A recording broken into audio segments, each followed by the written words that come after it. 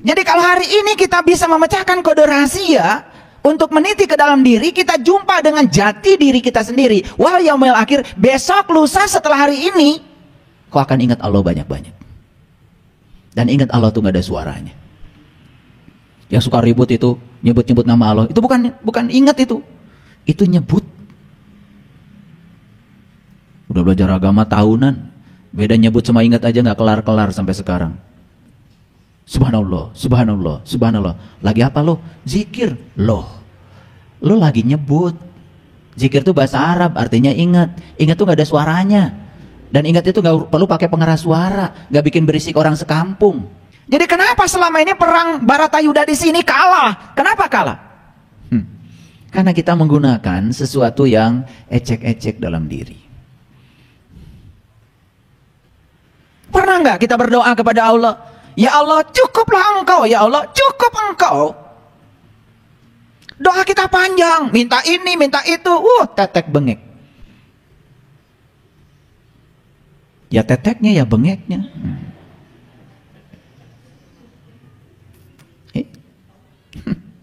Doanya panjang, ngajarin Tuhan.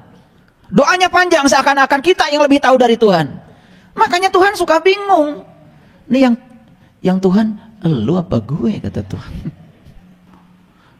Kok ngajarin Tuhan ya supaya ini itu. Makanya lihat ya, perjalanan semua orang-orang spiritual, di puncak kesadarannya cuman satu doanya, hasbi Allah. Tetapi bermutu ya. Bukan ngikut-ngikut. Kalau kita kan cuma ngikut-ngikut. Orang lain bilang hasbi Allah, bilangnya hasbi Allah, hasbi Allah.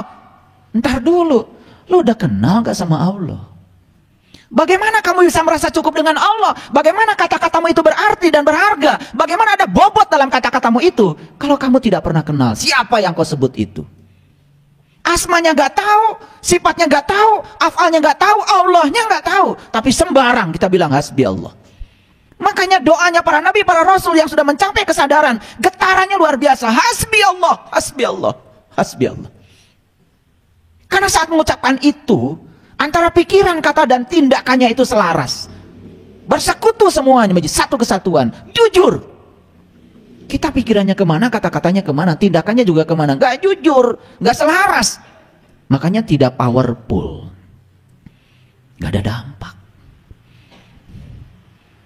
Banyak yang mewiridkan hasbi Allah. Ya tiap pagi 100 kali, sore 100 kali, malam 100 kali. Hanya wirid saja di mulutnya, tapi dia mengucapkan itu tanpa kesadaran. Gak ada energinya. Gak ada energinya. Yuk sekarang saya akan buka sedikit clue-nya saja. Karena ya kode rahasia itu tidak mungkin saya bukakan sembarangan pada orang sembarangan. Makanya Allah saja mengatakan watil kal amsalu nadribuha linnas wa ma yaqiluha illal alimun. Perumpamaan ini aku buat untuk manusia dan tidak ada yang memahaminya kecuali orang yang berilmu. Nah, kita bahas dulu siapa orang yang berilmu. Apakah yang berilmu itu yang sekolahnya S1, S2, S3 itu? Kalau disebut orang berpengetahuan, yes, karena dia belajar knowledge. Apakah mereka yang sekolah tinggi itu punya keterampilan menyelesaikan masalah dalam hidup? Belum tentu.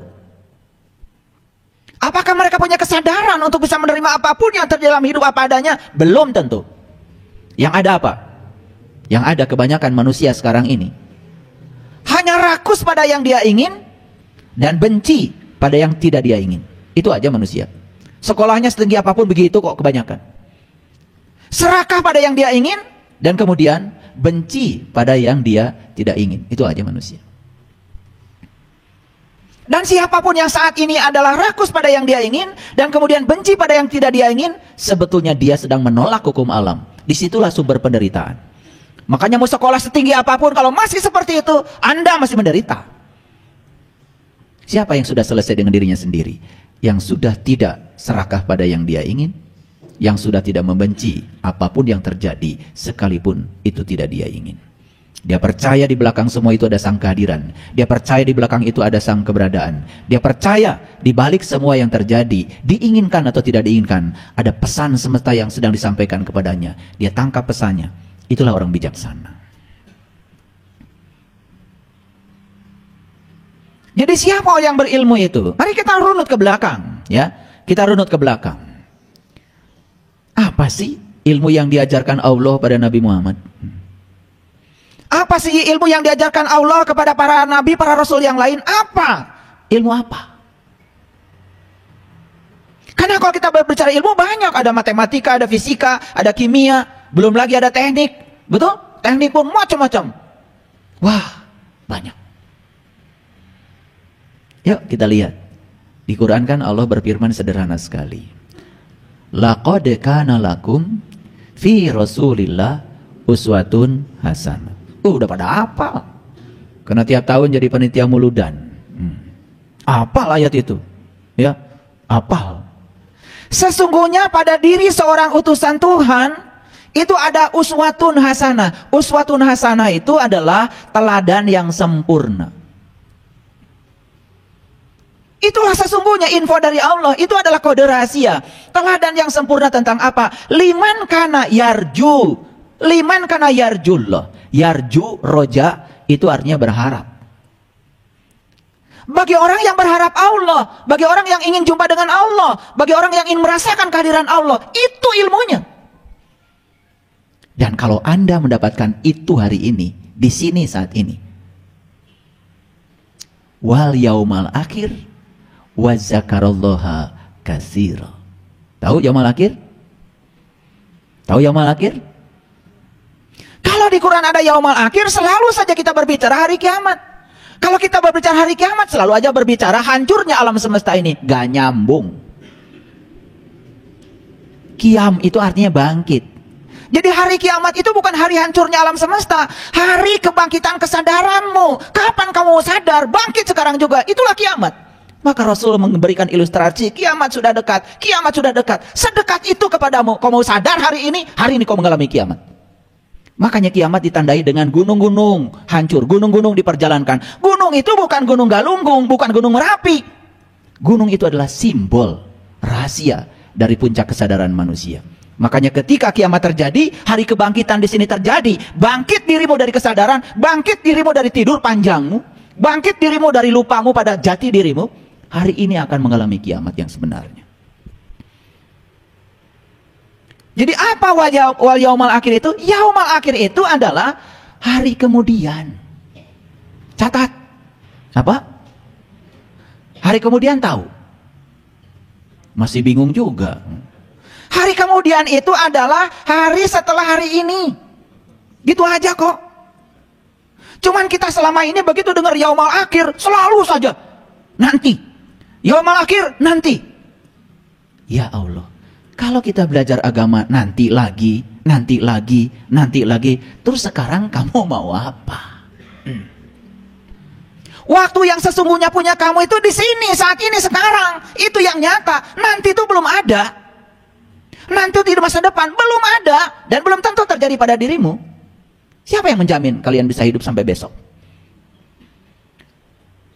Surga nanti, neraka nanti. Gimana sih nanti semua? Surga neraka pun di sini, saat ini, sekarang. Mau damai atau tidak damai ya terserah kamu.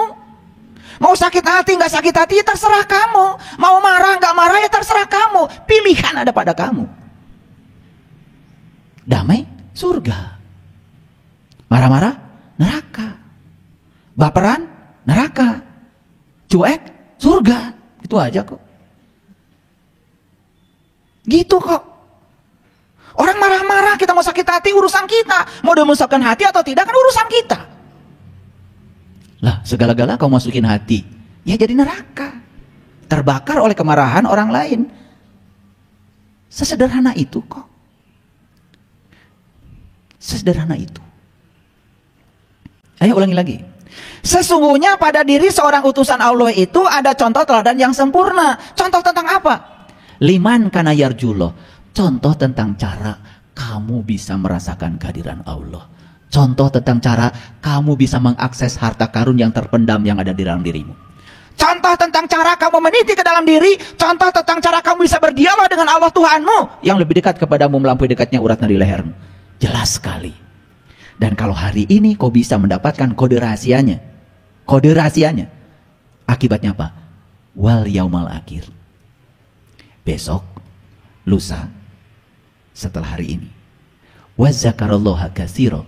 Kamu bisa ingat Allah banyak-banyak. Ya, jumpa saya dulu, ingat saya dulu. Tuh kan udah pintar. Ulangi lagi. Jumpa saya dulu, ingat saya dulu. Jumpa dulu baru ingat. Ingat itu kan ada syaratnya. Syaratnya harus jumpa dulu. Jadi kalau bisa jumpa dengan saya saat ini, wah yaumul akhir, besok, lusa, ingat gak sama saya? Ingat gak? Ingat. Kecuali yang amnesia. Tahu nggak? Aslinya orang-orang sebelah sini nih. Orang-orang sebelah sini nih. Ini orang sebelah sini tuh aslinya itu dulu penduduk Mars. Nah aslinya sebelah sini nih, yang di kanan saya, ini aslinya dulu penduduk Venus. Yang sebelah sini.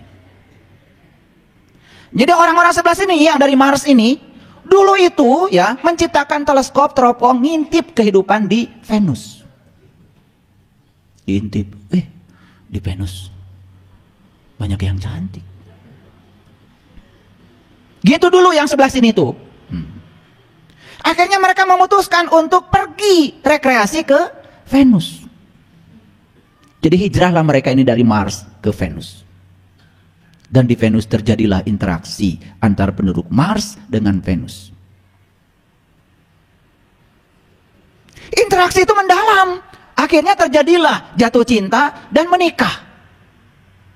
Jadi seserahannya terjadi dari Mars ke Venus. Seserahan terjadi di Venus itu luar biasa.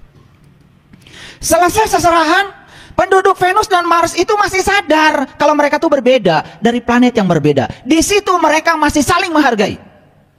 Jadi ketika Mars itu menampilkan budaya Mars, yang Venus bilang, maafkan saja. Karena mereka kan dari Mars, beda dengan kita. Gitu. Ketika penduduk Venus itu menampilkan keakuan Venusnya, yang Mars juga bilang, terima saja. Mereka berbeda dengan kita. Makanya sepanjang kehidupan di Venus itu, antara penduduk Mars dengan penduduk Venus, di situ terjadi harmoni. Gak ada pertikaian. Gak ada. Nah lalu mereka itu memutuskan untuk bulan madu. Di bumi. Makanya mereka pada hijrah dari Venus ke bumi. Selesai bulan madu, begitu bangun tidur pagi, kebablasan, amnesia semuanya. Mereka lupa kalau mereka dari planet yang berbeda. Karena amnesia, disitulah mereka mulai saling memaksakan perbedaan. Suamiku harus seperti yang aku mau. Istriku harus seperti yang aku mau. Pertikaian tidak bisa dielakkan lagi sampai sekarang.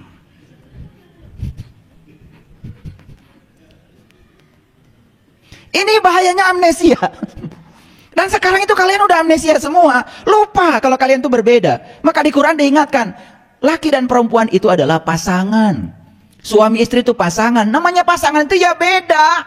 Kiri kanan. Kalian beli sandal gak pernah kiri-kiri.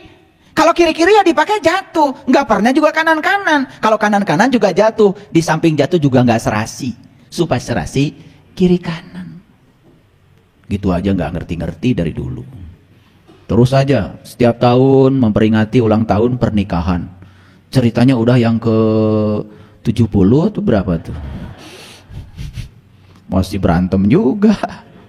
Masih merasa paling benar juga. Betul nggak? Masih saling menyakiti. Kalian tuh amnesia. Ya lihat lagi sini. Jadi kalau hari ini kita bisa memecahkan kode rahasia untuk meniti ke dalam diri, kita jumpa dengan jati diri kita sendiri. Wal yaumil akhir, besok, lusa, setelah hari ini, kau akan ingat Allah banyak-banyak. Dan ingat Allah tuh gak ada suaranya. Yang suka ribut itu, nyebut-nyebut nama Allah, itu bukan ingat itu. Itu nyebut.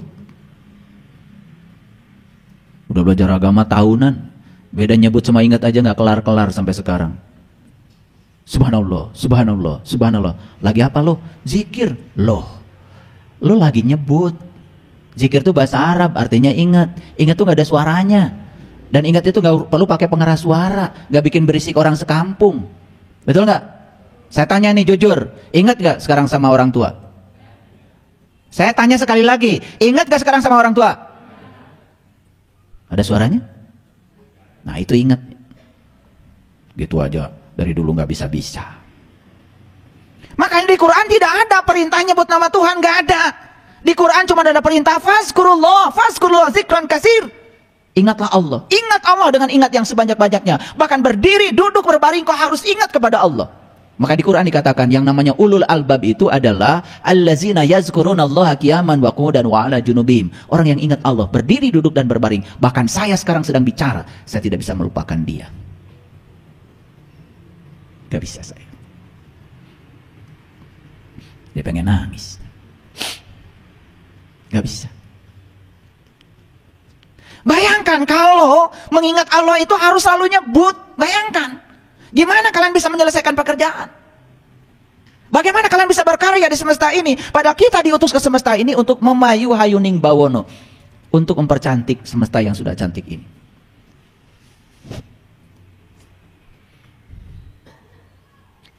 Ini ngerti gak saya dari tadi bicara? Masih ingat sama orang tua sekarang? Kenapa bisa ingat? Karena kalian sudah jumpa. Karena kalian sudah kenal. Siapa orang tuanya Pak Yudi? Ah, kurang jelas. Tolong diperjelas. Kabul. Pak Kabul. Nenek saya belum pernah ketemu nih sama Pak Kabul. Saya pengen ingat sekarang. Kabul, Kabul, Kabul, Kabul, Kabul, Kabul, Kabul, Kabul. Ingat gak saya? Ngerti maksud saya? Gimana caranya supaya saya ingat sama Pak Kabul? Ya ketemu. Gitu aja kok. Repot. Nah lihat saya sekarang. Jadi ilmu yang diberikan kepada para nabi, para rasul itu adalah kode rahasia untuk meniti ke dalam diri. Nah kenapa harus pakai rahasia? Kenapa pakai kode? Loh, sesuatu yang berharga tadi tidak mungkin dibukakan kepada orang sembarangan. Dan siapapun yang yang memiliki akses, berhak untuk mengakses itu, pasti ketemu loh kodenya. Nih yang sudah tahu kode rahasia meniti ke dalam diri, teruskan. Awas, kode itu jangan disimpan sembarangan. Nanti kalau kode ATM-mu disimpan sembarangan, ya habis tuh duitmu. Jaga. Yang belum tahu kodenya ya udah lupa. Buru-buru. Daftarkan ulang. Registrasi biar ketemu kode yang baru. Ada yang sudah dapat kode tapi bertahun-tahun gak pernah dipakai, lupa sekarang. Duh, gak bisa ambil uang. Buru-buru daftar lagi. Disitulah pentingnya para guru. Disitulah pentingnya para utusan. Disitulah pentingnya para penuntun jalan. Tugas mereka itu cuman mengingatkan kode rahasia itu pada setiap orang. Nih yang sudah pada lupa kode rahasianya, ntar saya ingetin. Gitu aja kok. Nah kalau kita sudah tahu kode rahasianya, masuknya itu mudah. Jadi yang bilang sulit itu karena nggak tahu. Makanya Allah bilang, segala sesuatu aku sampaikan kepada manusia dengan perumpamaan. Tetapi bagi mereka yang sudah tahu ilmunya, tidak ada perumpamaan. Semua akan berubah menjadi kenyataan. Sekarang saya tanya dulu. Kalian mau perumpamaan apa kenyataan? Perumpamaan apa kenyataan? Nanti, seumpama sudah selesai pengajian ini. Semua dari ujung sana sampai ujung sini. Pulangnya saya bagi uang. 1 orang 10 miliar.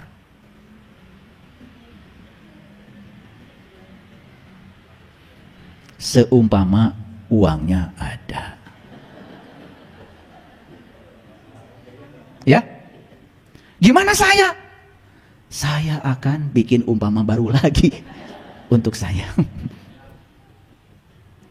Nah, kita ini selama ini hidup di alam perumpamaan. Tetapi kita mengklaim seakan-akan kita sudah hidup di alam kenyataan. Lupa bahwa kita belum tahu cara membedakan mana perumpamaan, mana kenyataan. Betul kan? Iya. Nanti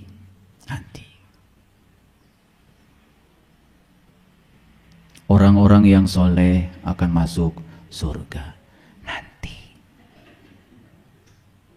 di surga itu ada sungai mengalir. Buah di sana dipetik, datang lagi. Dipetik, datang lagi. Gak habis-habis. Nanti. Itu perumpamaan apa kenyataan? Perumpamaan. Tapi kalian kok seneng?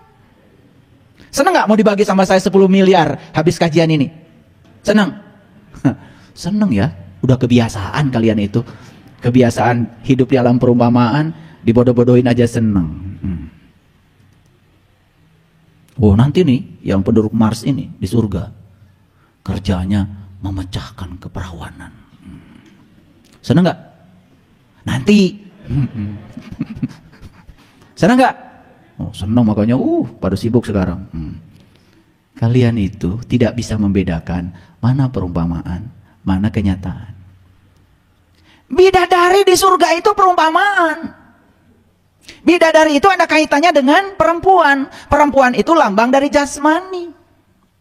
Itu artinya apa? Siapapun yang sudah bisa menciptakan surga di sini saat ini sekarang, gak baperan, gak gampang tersinggung, tidak pernah hidup dengan pembanding, jadi dirinya sendiri. Makanya jasmaninya sudah jadi surga. Ini jadi bidadarinya bagi dirinya.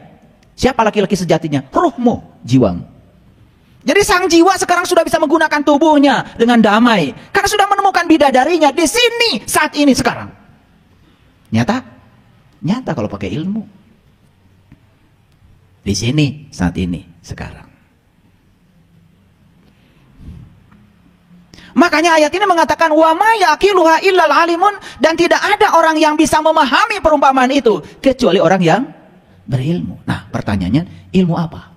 Ilmu tentang meniti ke dalam diri. Ilmu untuk menemukan siapa diri sejatimu. Karena kalau kita sudah tahu ilmu itu, kita tidak takut dengan kehidupan, tidak takut dengan kematian. Bebas dari semua yang seperti itu.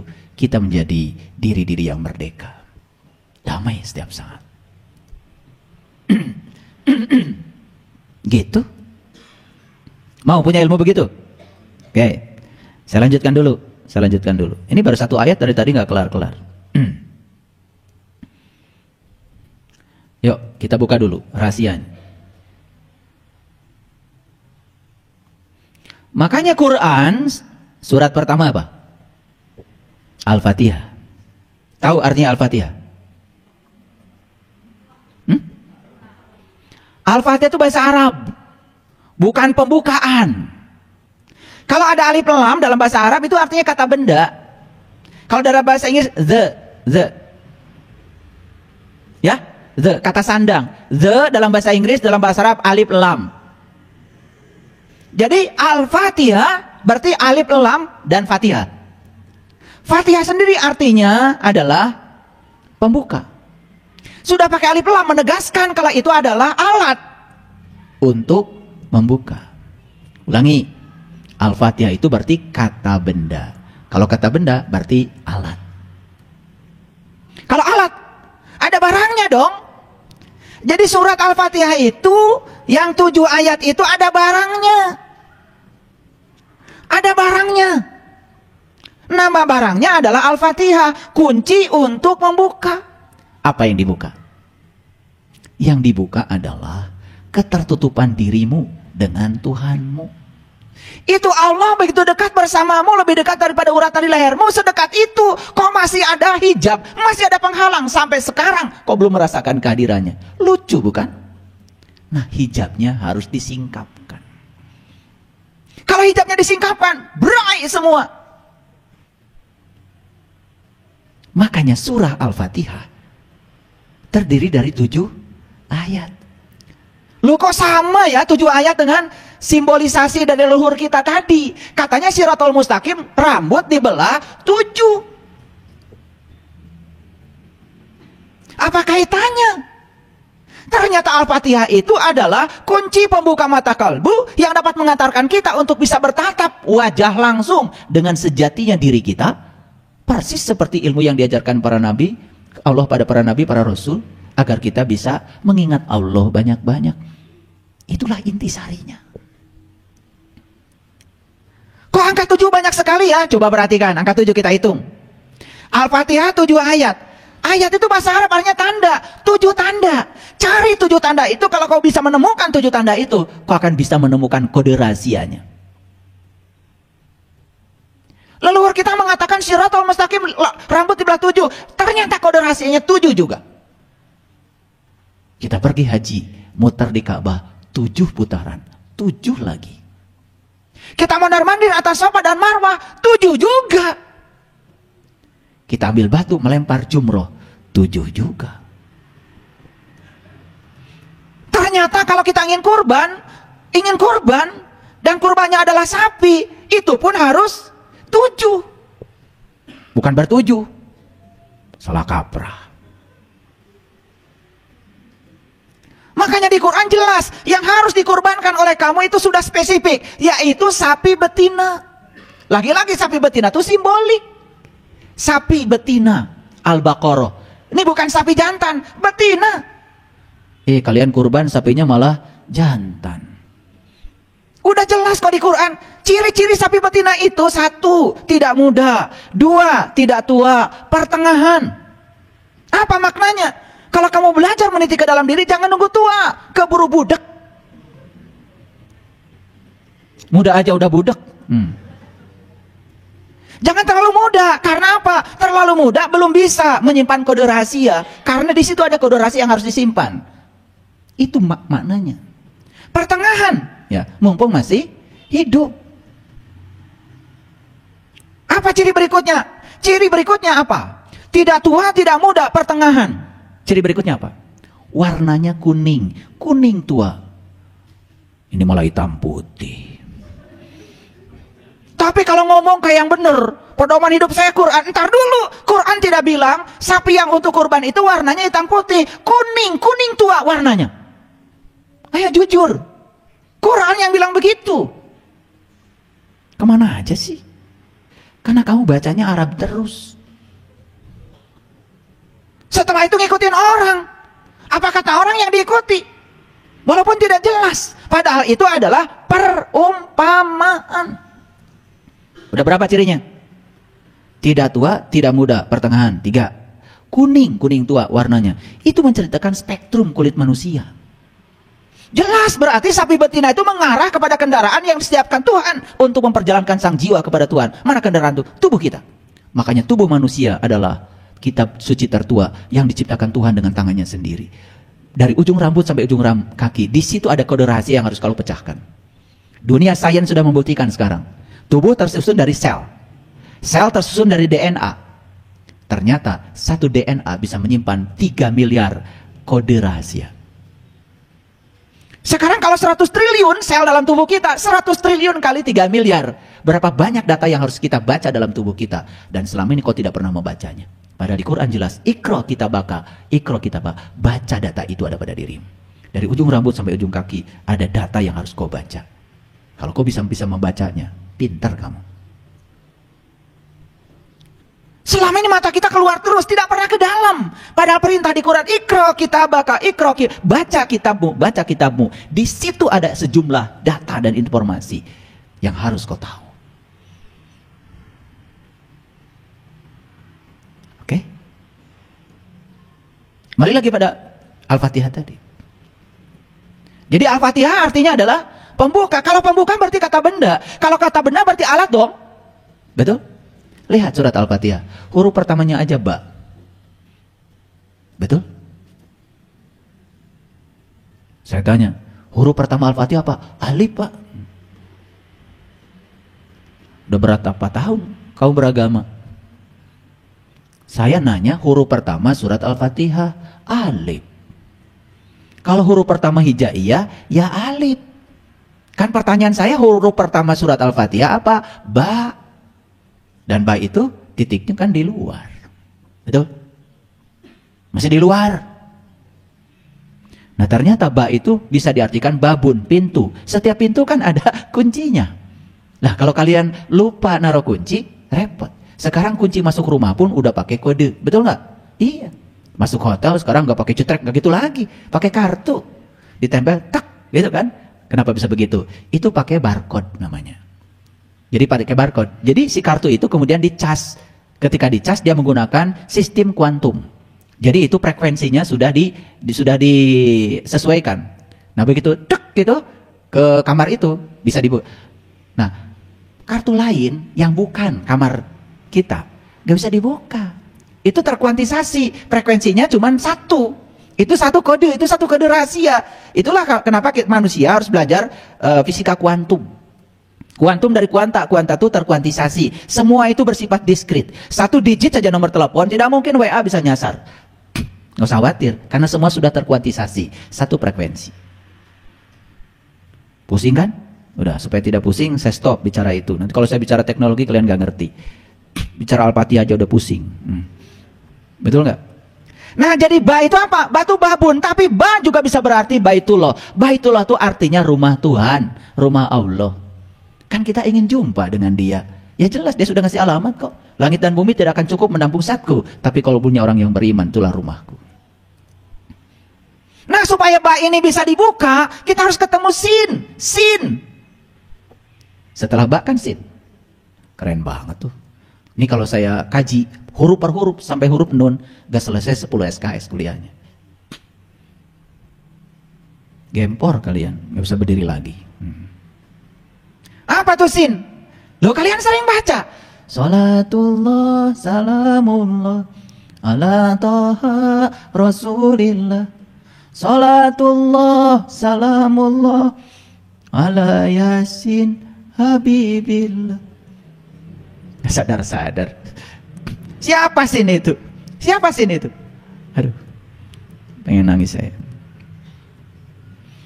Salatullah, salamullah,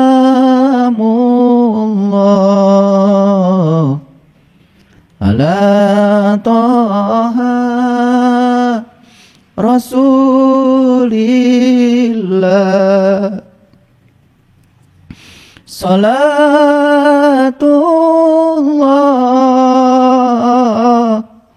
salamullah,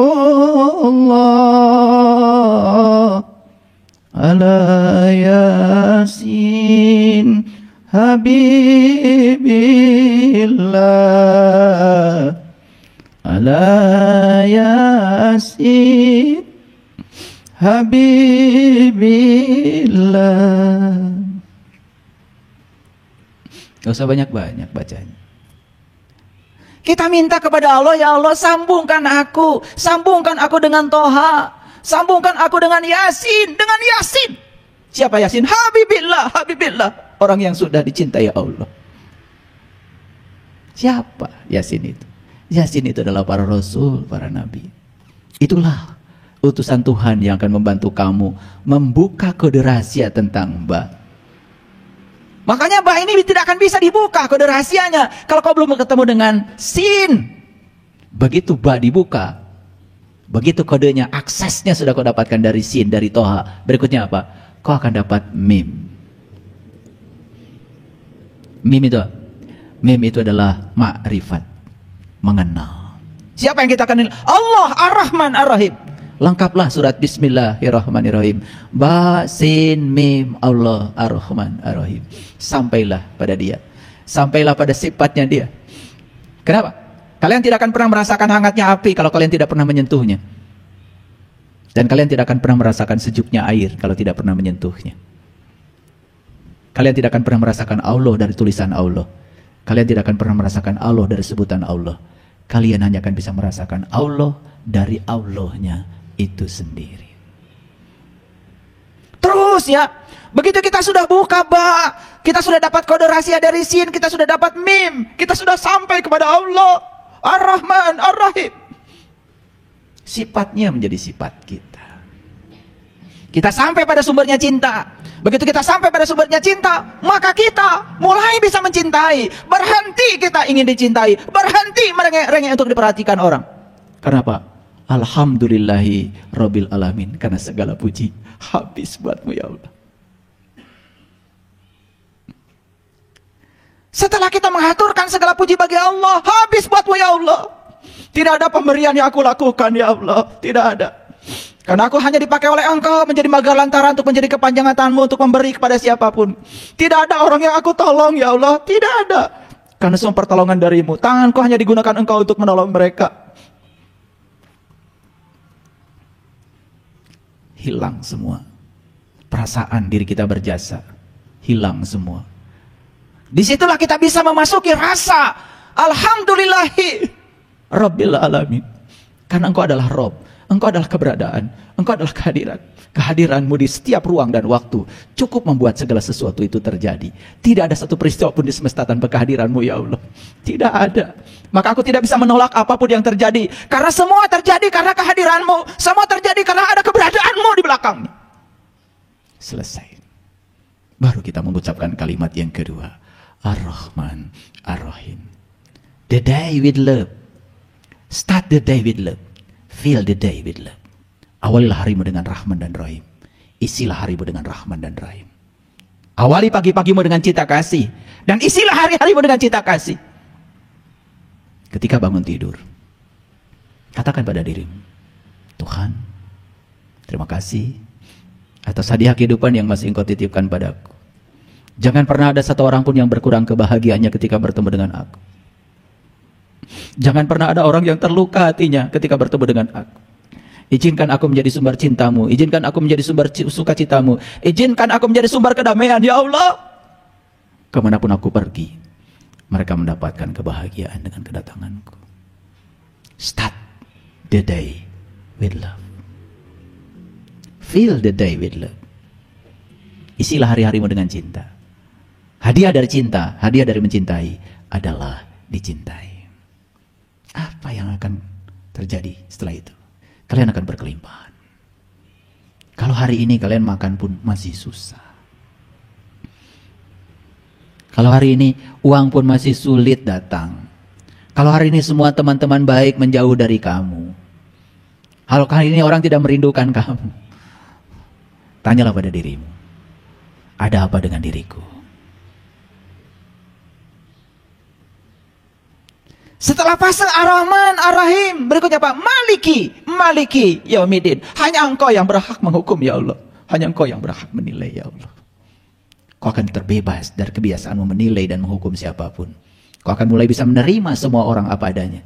Ukur setiap orang berdasarkan ukuran orang itu. Jangan ukur orang menurut ukuranmu. Karena semua akan menjadi salah. Salah alat ukurnya. Baru iyyaka na'budu wa iyyaka nasta'in. Hanya kepadamu ya Allah. Hanya kepadamu aku menyembah. Hanya kepadamu aku minta tolong ya Allah. Hanya padamu.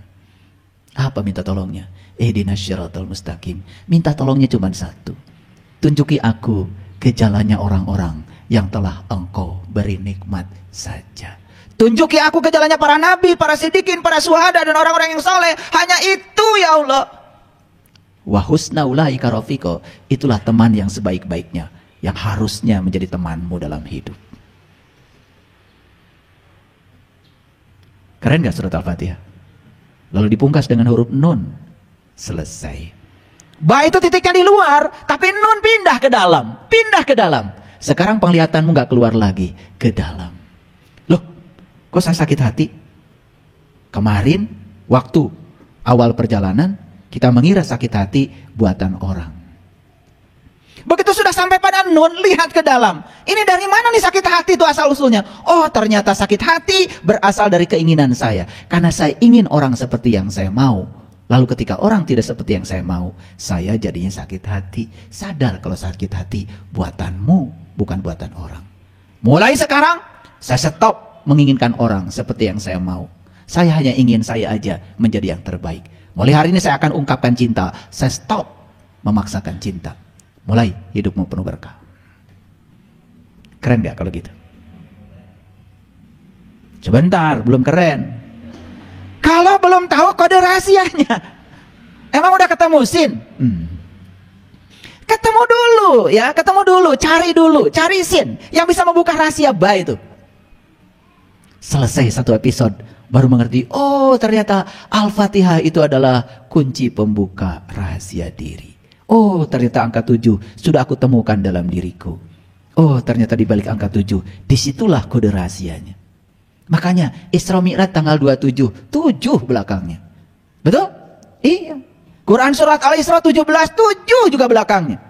Salat berjamaah 27, 7 juga belakangnya. Luar biasa ya. Kalian taunya jamaah itu kalau kalian ngumpul di masjid aja. Itu juga jamaah secara syariat, tidak salah. Tapi ada jamaah yang lebih keren lagi. Karena sholat itu sebetulnya adalah jamaah. Jamaah antara dirimu dengan Allah. Jadi kalau ngumpul 1.000 orang di masjid tiap hari tetapi tidak ngumpul bersama Allah, hakikatnya belum jamaah, baru jamaah secara syar'i. Terus ya, kaki. Awas, kaki harus beradu.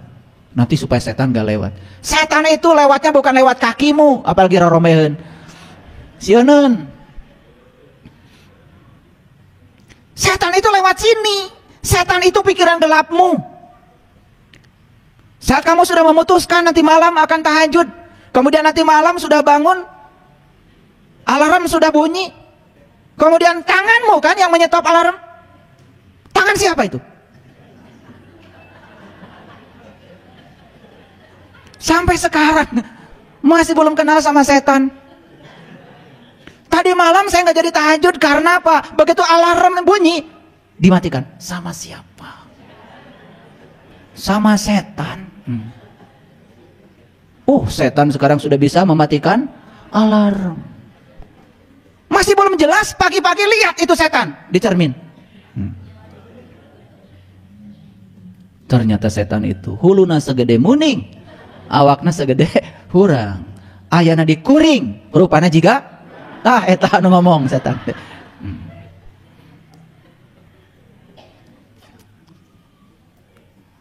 Lanjut.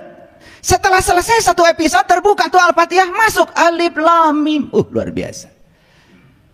Itu kode lagi, kode rahasia lagi. Kalau belum terbuka Al-Fatihah, nggak ngerti Alif Lam Mim, nggak ngerti. Kalau bagi saya secara pribadi, saya melihat Alif Lam Mim tuh alifnya Allah, lamnya la ilaha illallah, mimnya Muhammadur Rasulullah. Bagi saya Alif Lam Mim itu adalah syahadat sejati. Saat saya bisa menyaksikan Nurullah, Nur Muhammad Nur Insan, ya, sebagai satu kesatuan dalam diri. Begitu saya sudah sampai di sana, baru zalikal kitab. Ini kitab. Bukan itu lagi. Ini kitab, bukan itu. Ini air. Kalau masih di sumur itu air. Kalau masih di sana itu air. Tapi kalau sudah dekat kan bukan itu. Ini. Tugasmu dalam hidup itu memindahkan itu menjadi ini. Makanya zalikal kitab asalnya itu kitab harus dirubah menjadi ini kitab. Kitab yang mana? Kitab sejati yang ada pada diri. La roibapi, tidak ada lagi keraguan. Hudal lil muttaqin, dan menjadi petunjuk bagi yang bertakwa. Siapa yang bertakwa? Yang sudah mengambil janji mengangkat gunungnya, ditunjukkan sesuatu di gunungnya, ingat apa yang Allah tunjukkan, itulah takwa. Versi Quran. Surat Al-Baqarah ayat 63. Bagi yang bertakwa. Berikutnya apa? Allazina yu'minuna bil ghaib. Indah. Mulai kalian bisa mengimani yang gaib. Kenapa? Yang gaib sudah nyata dalam dirimu. Kalau masih gaib, gimana bisa iman? Allazina yu'minuna bil ghaibi wa yuqimunas shalah. Setelah kau bisa mengimani yang gaib, karena yang gaibnya sudah nyata dalam dirimu, kau sudah menyaksikannya, maka barulah kau bisa mendirikan sholat. Sholatnya jadi khusyuk. Sholatnya jadi bisa mengingat kepada Allah. Keren banget. Allazina yu'minuna bil ghaibi wa yuqimunas shalah. Gitu? Wa mimma razaqnahum yunfikun. Baru bisa berbagi. Apa yang dibagikan? Subhanallah. Membagikan ikan. Mereka hanya makan ikan. Tapi kalau membagikan kail, mereka bisa cari ikan sendiri. Makanya orang yang berilmu tidak pernah membagikan ikan, dia bagikan kailnya. Silakan. Kenapa? Ikan terlalu banyak dalam dirimu. Maka di Quran surat Al-Kahfi itu cerita tentang laut dan ikan luar biasa. Dalam dirimu ada laut yang sangat luas, dalam dirimu juga ada ikan. Dan ikan itu bersembunyi di balik batu. Itu kata surat Al-Kahfi. Di mana batunya? Temukan Hajar Aswad dalam dirimu. Di situ bersembunyi. Ada kode rahasia lagi.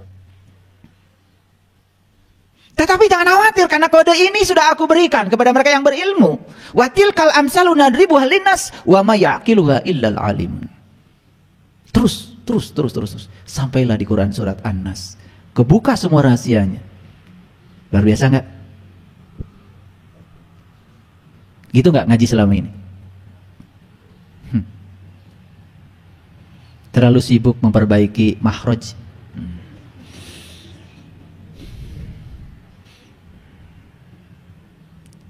Watil kal amsal sa. Naon teh hartosna teuing. Sampai nggak peduli isinya apa. Saya bukan menyepelekan itu, silakan kalian kalau mau belajar bahasa Arab ya silakan. Tapi jangan kalau sudah selesai membacanya benar sesuai mahrojnya, jangan merasa sudah selesai. Pesannya apa? Ini surat loh, Surat itu ada pesan di dalamnya. Makanya Quran itu berbeda dengan kitab suci yang lain.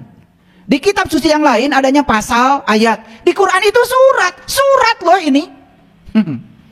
Gak ngerti-ngerti dari dulu. Surat itu untuk dibaca dan dipahami isinya apa. Kan gitu. Ya, baca terus. Surat dari siapa, Bu? Anak saya. Di mana anak ibu? Di Rusia. Jadi bahasanya apa? Rusia dong. Kirim surat sama ibu. Iya. Senang ibu. Senang luar biasa. Surat dari anak. Udah dibaca? Sudah. Berapa kali? 1000 kali. Ngerti isinya, Bu? Teuing. Isinya naon. Padahal beritanya anaknya kecelakaan di Rusia karena nggak bisa baca. Bunga we. Dasar. Paham maksud saya? Oke. Banyak gak kalau gitu kode rahasia harus dibuka? Nah sekarang saya mau kasih tahu. Orang bisa baca DNA, ada kodenya? Ada.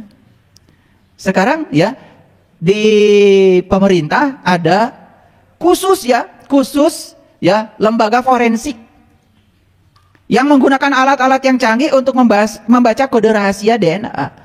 Apakah si A dengan si B ini satu keturunan atau tidak?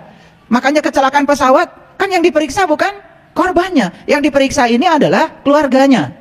Supaya apa? Supaya nanti ketahuan ini kaki siapa, ini tangan siapa. Karena sudah berantakan gak dikenali lagi. Tapi bisa digabungkan, ini kaki siapa, tangan siapa, bisa. Hanya dengan cara membaca kode DNA-nya. Ada kode rahasianya. Nah gimana membacanya? Kalau saya bicara ini kalian gak ngerti. Harus belajar ilmu namanya polimer. Nah di situ harus belajar namanya rantai molekul. Bukan hanya itu, harus belajar orbit molekul. Atom aja nggak ngerti gimana molekul. Harus belajar ya matematika, ya matematikanya bukan berhitung, ya matematikanya harus belajar aljabar linier. Kalian akan berhadapan dengan matriks ukuran bukan 4x4, 1000 x 1000, nggak bisa dipecahkan pakai tangan, harus pakai komputasi. Nah itu namanya berpikir komputasi. Masuk tuh ilmunya di situ. Nggak belajar apa-apa, tiba-tiba udah ngomong kemana-mana. Ngalamin juga enggak. Luar biasa. Dasar si pembohong yang pengecut. Ya. Baik, saya akan teruskan dulu. Makanya ada ayat yang sangat saya kagumi. Ini ayat ini luar biasa nih. Ini kode rahasia juga nih.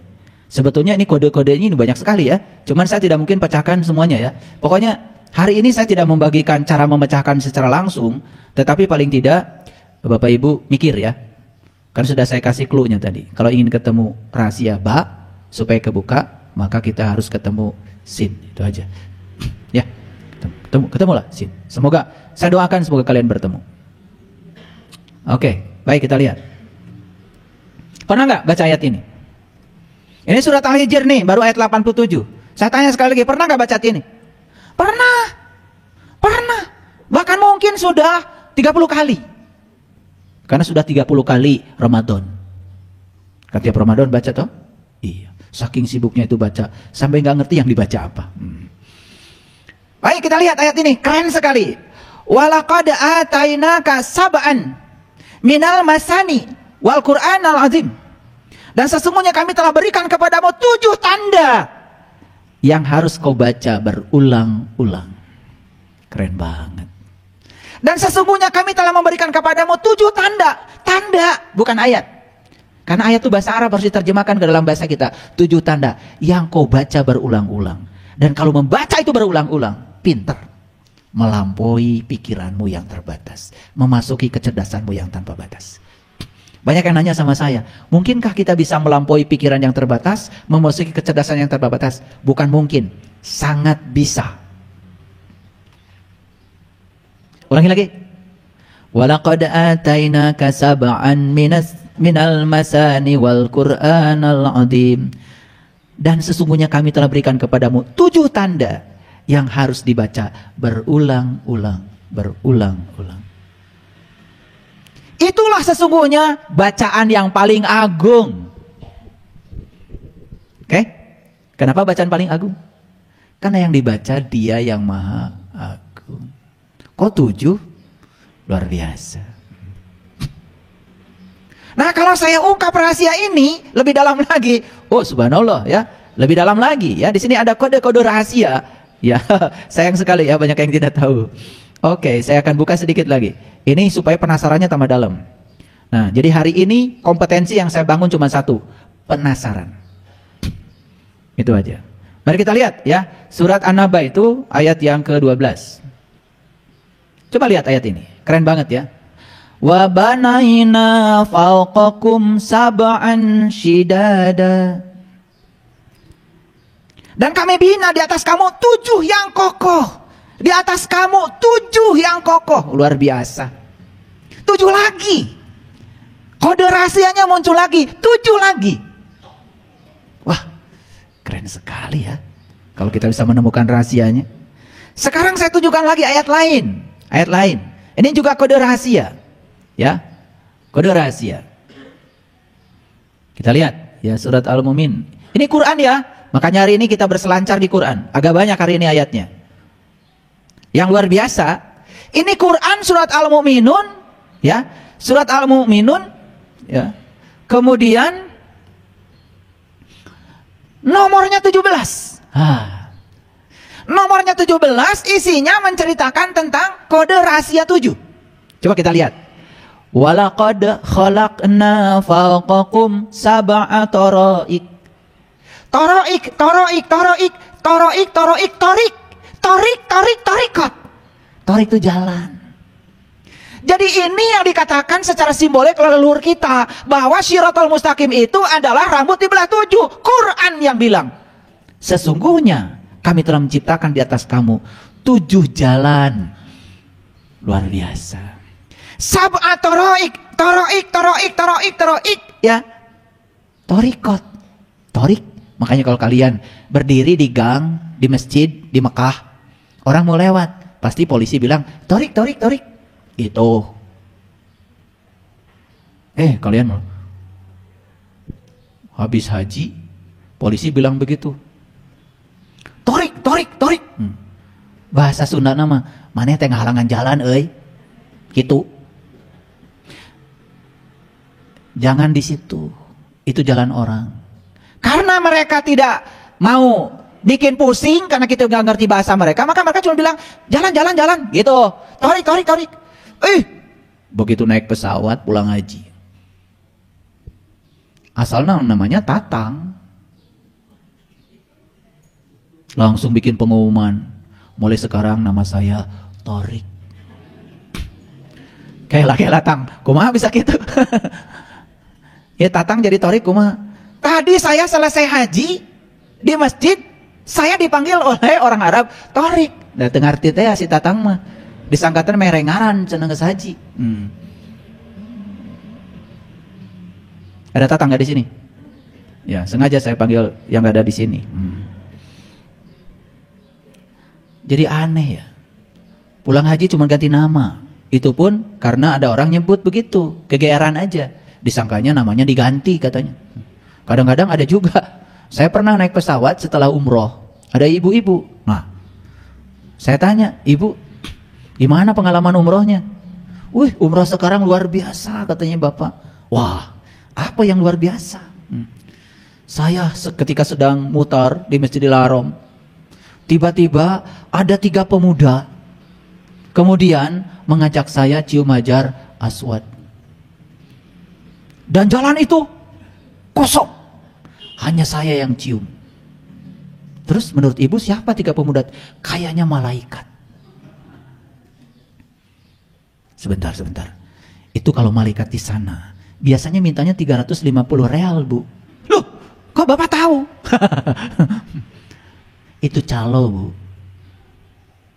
Nggak usah saya bilang alamatnya di mana. Yang jelas orang Indonesia. Jadi kalau orang lagi bingung itu di Masjidil Haram, biasanya suka mereka tahu nih bingung ya, pengen cium tetapi takut kan gitu. Makanya terbuka ya terbuka. Yang bergerombol di Hajar Aswad teman-temannya dia juga. Malaikat katanya.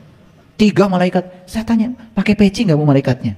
Iya katanya. Minta duit nggak? Iya. Berapa? 350 real nggak Bu? Iya. Memang malaikat situ senangnya 350 real Bu. Jadi bayangkan ya, orang ya karena kedangkalannya, kepolosannya, bayangkan saja ya, bisa mencium Hajar Aswad ditolong calo dan merasa seakan-akan sudah mencapai tingkatan spiritual yang tinggi. Lalu nanti diceritakan ke banyak orang seakan-akan dia disayang oleh semesta begitu. Luar biasa. Padahal haji itu kan tujuannya cuma satu. Sepulang haji itu kamu harus bisa ingat sama Allah. Fa idza qadaitum manasikakum fazkurullah kazikrikum abakum. Selesai kamu menyelesaikan manasik, maka kamu ingat sama Allah. Tahu manasik artinya? Manasik. Tahu manasik artinya? Manasik gitu. Makanya meniti ke dalam diri itu kan sebetulnya manasik. Pasti nggak ngerti. Udah selesai sampai di situ aja. Telat mikirnya. Dan sesungguhnya kami telah menciptakan di atas kamu 7 buah jalan. Sab'at taraik. 7 tarik. Temukan 7 jalan itu. Ada dalam dirimu. Duh, luar biasa. Kode lagi. Betul nggak? Jadi kalau saya buka nih, terus saja buka. Kode-kodenya itu terbuka. Terus terbuka. Makin penasaran. Betul? Sekarang kita lihat ayat lain. Ya. Ayat lain. Ya.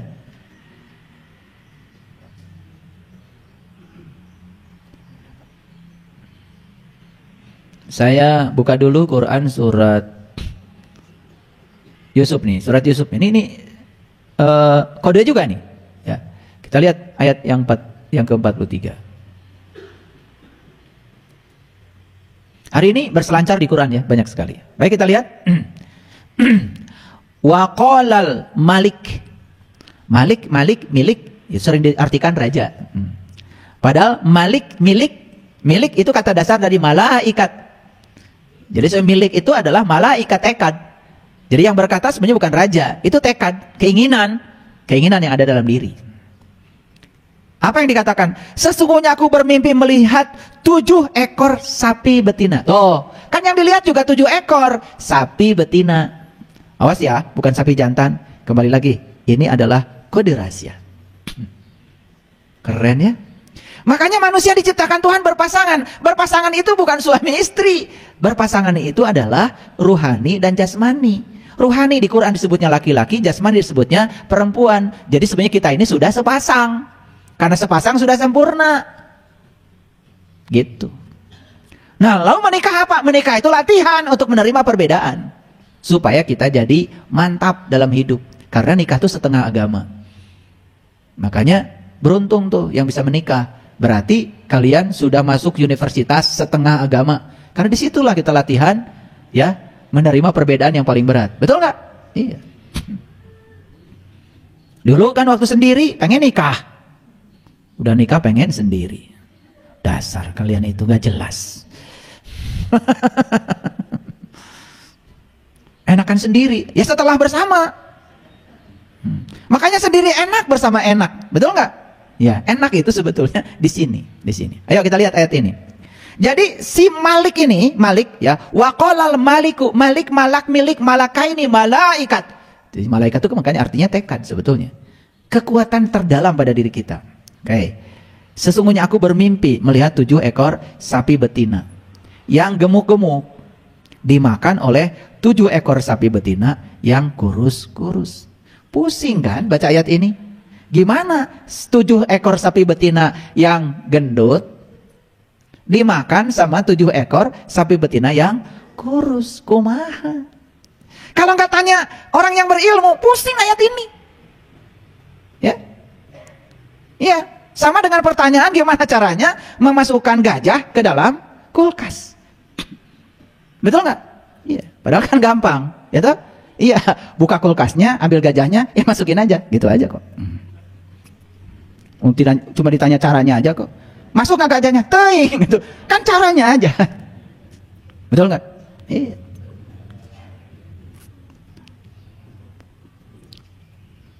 Ada yang tanya sama saya, guru, kenapa katanya kalau jodoh itu rata-rata laki-laki itu lebih tua daripada perempuan? Atau paling tidak laki-lakinya seusia dengan perempuan. Jarang sekali laki-laki lebih muda daripada perempuan. Wah, saya bilang ini pertanyaan statistik nih. Jadi jawabannya harus agak ilmiah sedikit. Jawaban saya sederhana. Kenapa laki-laki harus lebih tua atau seumur dengan perempuan? Karena ketika perempuan itu sudah mulai peot, kan laki-laki juga mulai kabur matanya. Jadi kan seimbang. Jadi peotnya nggak kelihatan. Itu maksudnya sebetulnya. Iya kan? Ketika istrinya mulai peot kan dia juga katarak, betul nggak? Coba, yang katarak nggak bisa lihat kan? Ya istrinya peot, kan aman. Itu sebetulnya. Ya udah, hiburan aja supaya kalian nggak ngantuk. Karena di belakang sana tadi udah ada mulai yang ngagaleong ya. Aku bermimpi melihat 7 ekor sapi betina yang gemuk-gemuk dimakan oleh sapi betina yang kurus. Ini terpaksa nggak dibuka di sini rahasianya.